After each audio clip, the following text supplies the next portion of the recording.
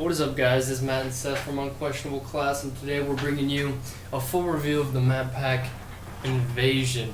So to start this off, we're going to talk about the multiplayer maps, and then we'll go into Extinction. So the first one is Departed. This is set in a Mexican town that was celebrating Day of the Dead. So there's a special for the field order. All these maps actually have a special for their own thing. And this one is like a Mexican gunslinger dude. He has dual 44 magnums, which is pretty sweet. And he's got about as much health as a Juggernaut. But I don't know, he's fun. I didn't get to play with him. It's fun to watch, but I don't know. It's quite a twist. The map didn't really force you to play like super close, and it had a lot of points of flanking, so that was nice. Plus, there's lots of houses, so you can, those of you that like to snipe can snipe and camp. And overall, we thought this was the second best map in the map pack. Pharaoh was the second map in Invasion, and it's like the name states, it's in Egypt, and it's an excavation dig site is the setting. And it's a new map idea for the Call of Duty. Like, you don't have the Egypt era, and I didn't think we didn't think it was too bad, but at the same time, we didn't think it was too good.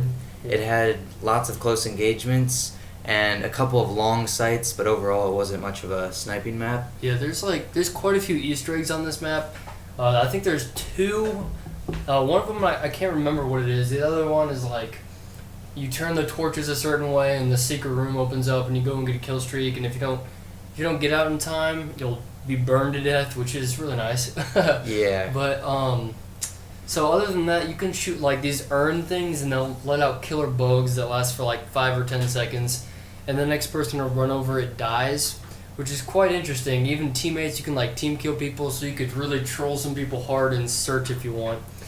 Other than that, it was a decent map. Like he said, a couple long lines of sight, quite a few close engagements. There's a couple camping spots. If you have like a teammate, there's like rooms with 2 doors that you guys can camp in, but I don't know. Just to troll some people, like I said, this is a trolling map. So, for the field order, it's called Blessing of Anubis, and basically you get all the perks in the game for, I think, 4 lives. So, I mean, you get to like be a beast, but you don't get any extra health, so that's what makes it tricky. You feel like epic, but you're just another soldier. So that's one thing that's pretty sweet, especially for 4 lives. This we thought was the 3rd best map pack out of the 4 maps in the map pack. So then there's Fabella, which is an old map from Modern Warfare 2 that was brought back. It was a big fan favorite. Everyone's been calling since Modern Warfare 3 that they wanted it to come in as DLC. And it basically was the same exact thing from Modern Warfare 2. They didn't change the look of it or anything like that like they did with Dome in the last map pack. And the field order in this map pack was pretty sweet. It's an AC-130 from Modern Warfare 2, and it's pretty amazing.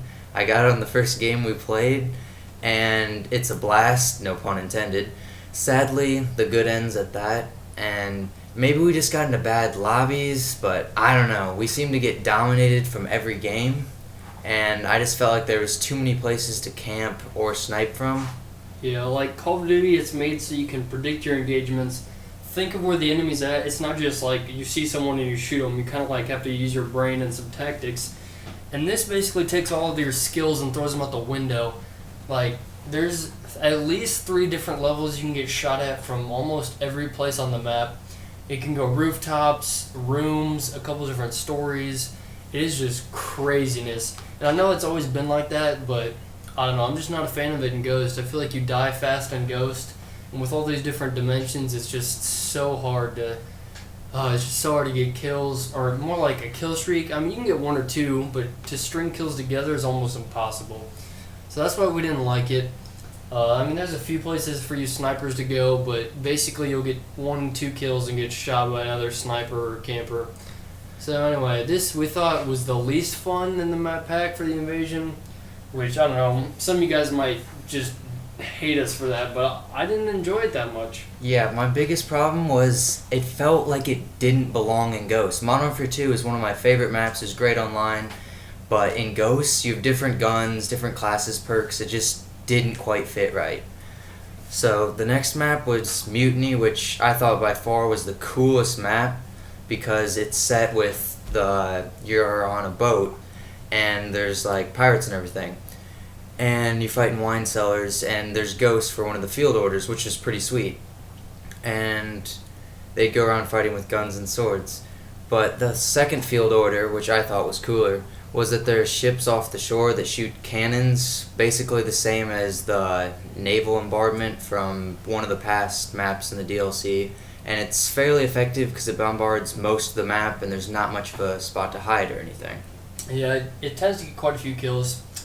This map is very balanced on engagements. It's got a few sniping places, it's got a few like medium range, long range engagements for assault rifles and all that.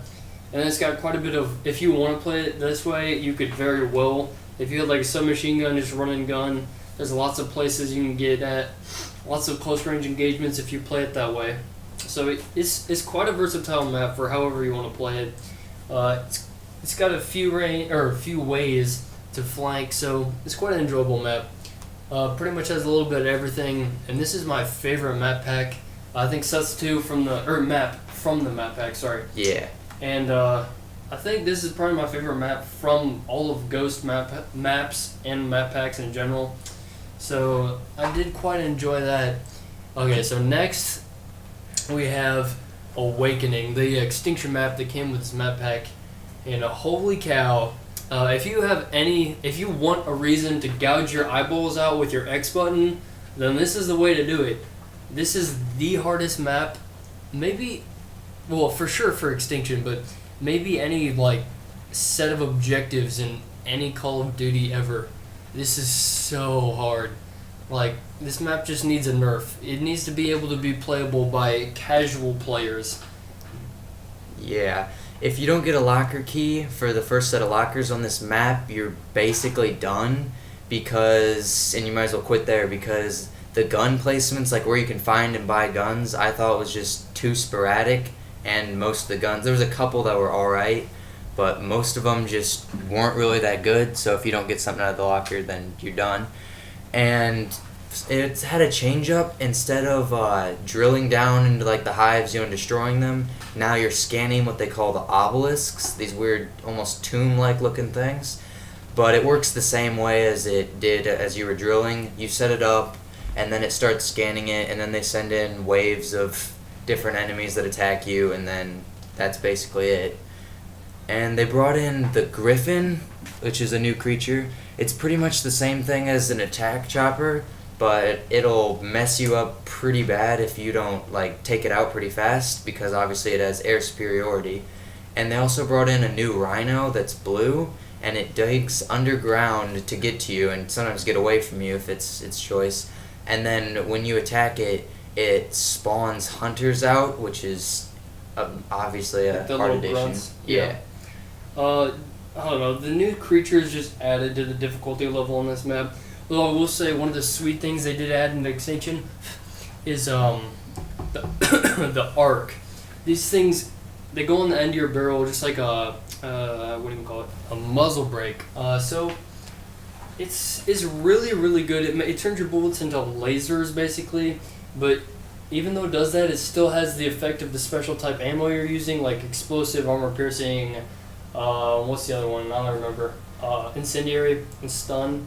It keeps your ammo tight, but it turns it into laser bullets for more damage.